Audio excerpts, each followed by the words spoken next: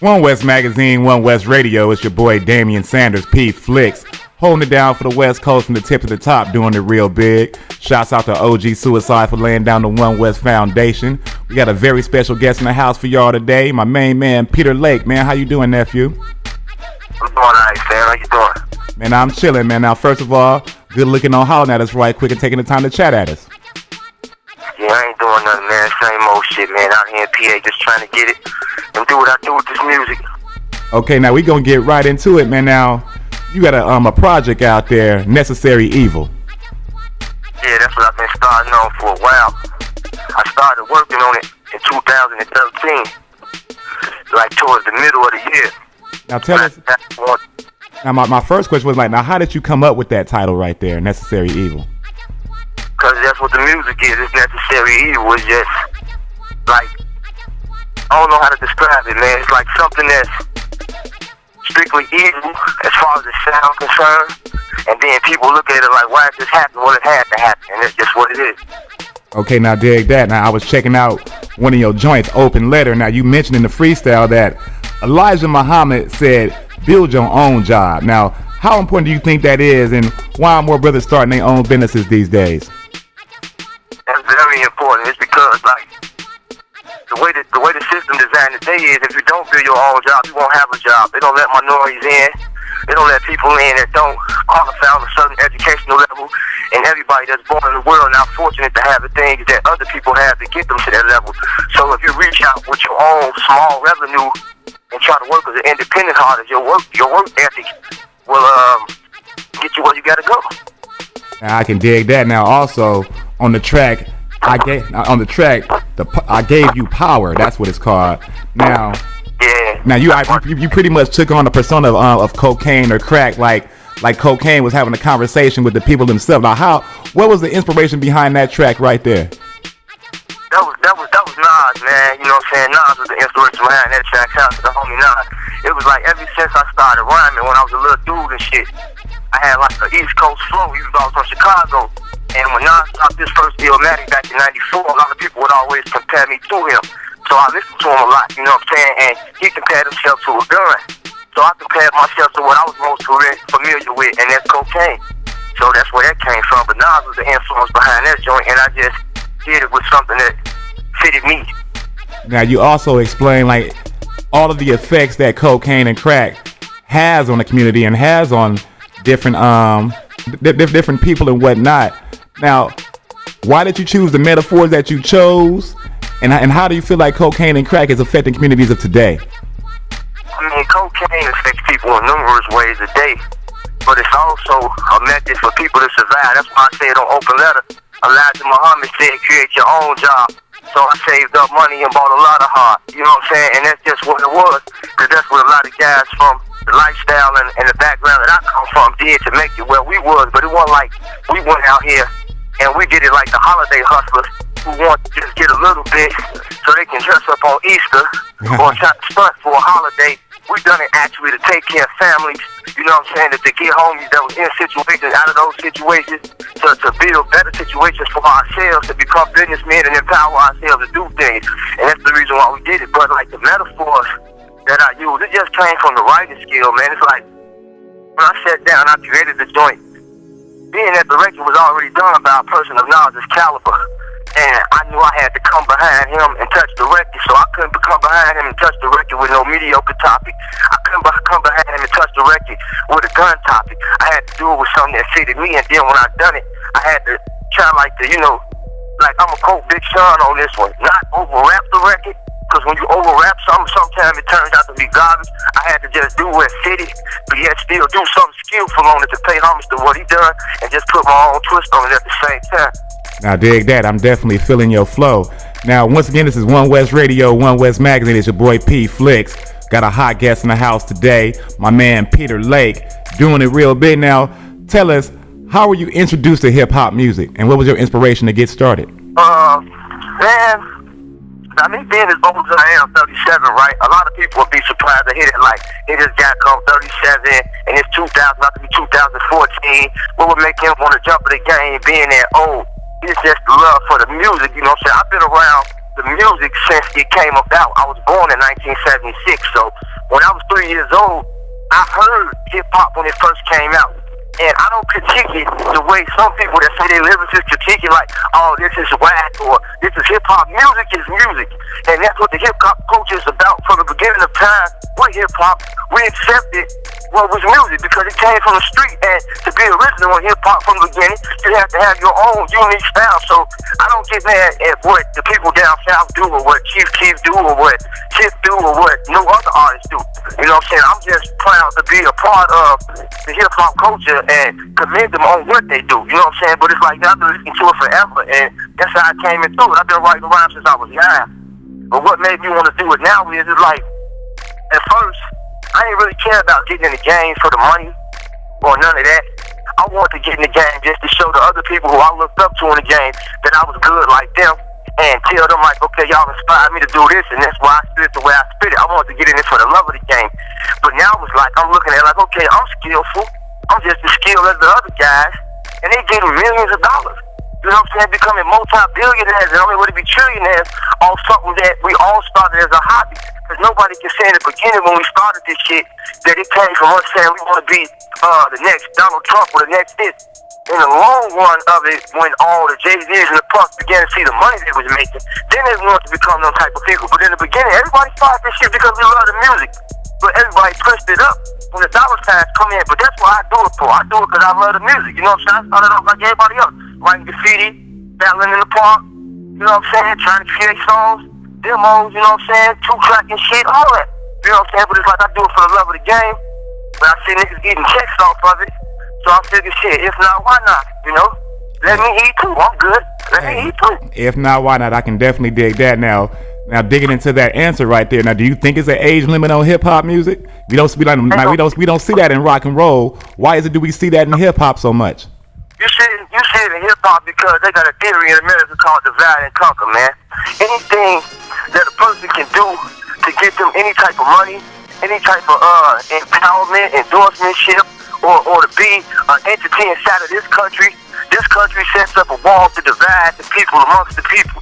And they tell you what you can or not do based on your age, based on your sex, based on your gender, based on your education or whatever, but never based on your ability, integrity, to get a human being to achieve something if given a chance. They never base it on that. They just base it on all the prima donnas and the prejudice. You know what I'm saying? And break that word down. They only prejudging, because that's what prejudice is. I said it in a rhyme, you know what I'm saying? I said it in a rhyme one time. You know, I'm not a racist, because I don't drive cars. You know what I'm saying? And that's just the fact right there. How can I be a racist and I don't drive cars? You know what I'm saying? I prejudge every situation. So yeah, I'm prejudiced, but I'm not prejudiced in the aspects of judging a person on the way they think or the color or their lifestyle, because people are people. We all human beings. That's what God created. Human beings. The light is to the dark shade of the olive.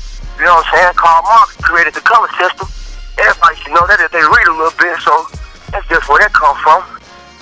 I definitely dig that. Now, I also got a quote with you saying, the words I speak can bring tears. Now, if you can, elaborate on that statement a little bit more and tell us exactly what you meant by the words I speak can bring tears. What record was that from? That was off the Necessary Evil mixtape. I was listening to a joint that you had. I believe that was the Tupac tribute, I believe. I said, no, I ain't said the words I ain't said the words I speak can bring tears. I said the words I speak can bring feds. No holding back, cause it's real what I speak. I say the words I speak can bring feds, no holding back, cause I speak from the heart. I can't exactly quote it line for line right now at the moment, but yeah, I know exactly what you're saying. But now what I'm saying was just like every time rappers come out or whatever, and we got this thing in hip hop or this thing in this day and age, realness. You know what I'm saying? And one thing I always quote Tupac on, he was very smart, and I love the fact that he said that realness is not based on tangibility. Realness is based on what comes from the heart. So, by me knowing that, being a wise man myself, my things that I have, my chain, my car, my bride with the Taylor shell ass, you know what I'm saying? All this stuff that we consider to today's youth as being real, it don't make me real. You know what I'm saying? That's just a facade. You know what I'm saying? That's some real shit. It don't make me real. It don't make me a killer because I got a gun. I might not even squeeze the motherfucker. You know what I'm saying? I'm not a rich nigga because I'm driving the Lexus. It could be rented, bought, stolen, or whatever, but it's all the facade of illusion. But it's like I'm saying, like, I say the words I speak to bring feds. You know what I'm saying? And the reason why I say this is because, you know, they always watch. All these guys always talk about is selling drugs. You know, where you get the money from? In the streets get to talking. Now they want to investigate. Now they want to backtrack. Watch everything a person say on YouTube. Yeah. Dig all the way back to the time I was in the penitentiary. See what I was in there for, you know, all that crap. So that's where that comes from in the music. It's just me speaking how I feel out of my mind. Realness, you know what I'm saying? Unquote me. You know what I'm saying? On that being realness because, but at the same time, it is realness because it comes from the heart. And realness is not based on tangibility. You know what I'm saying? It's just what it is. Now, I dig that. You broke that all the way down right there, man. That was a good answer. Now, why do you feel more artists out there don't spit more information in their lyrics? Like we see all this twerk and all this other stuff going on, but people really aren't saying anything. Where and when do you think hip hop changed the subject and stopped talking about things that affected us in our communities? It's common sense versus ignorance, man. It's like, okay, here it is, you have a person that comes from an environment where all their life, they ain't never had nothing. You know what I'm saying? So, if they was to sit up here and talk about, I want to get out the ghetto, and I want to be a doctor, and I want to be a lawyer or whatever, the people that's around them in the ghetto that support the music, they don't call that corny. They're not going to support that. So what they're going to do is, they're going to be the guy that'll sell his soul and rap about whatever the hell they want to rap about. And he's going to bamboozle the public. They're going to dress him up. They're going to put him in the most expensive stuff. But when you go check his background, he don't have a dollar.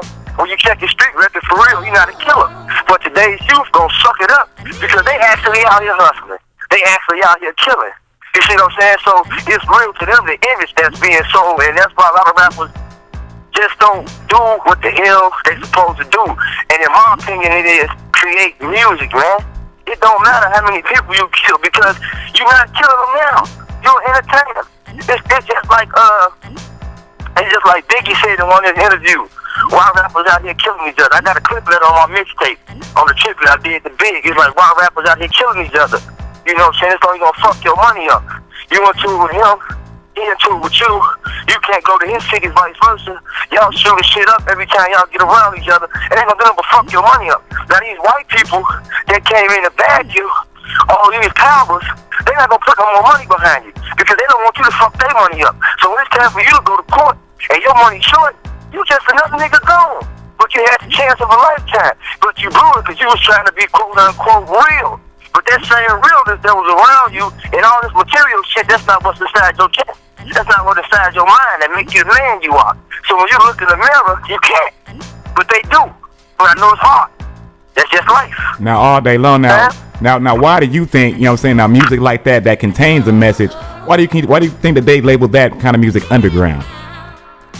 Like, I mean, it's underground because it's not mainstream. Mainstream creates what's mind deteriorating. If you never notice, everything's like on every video channel, and I don't just credit none of them because I need them to eat.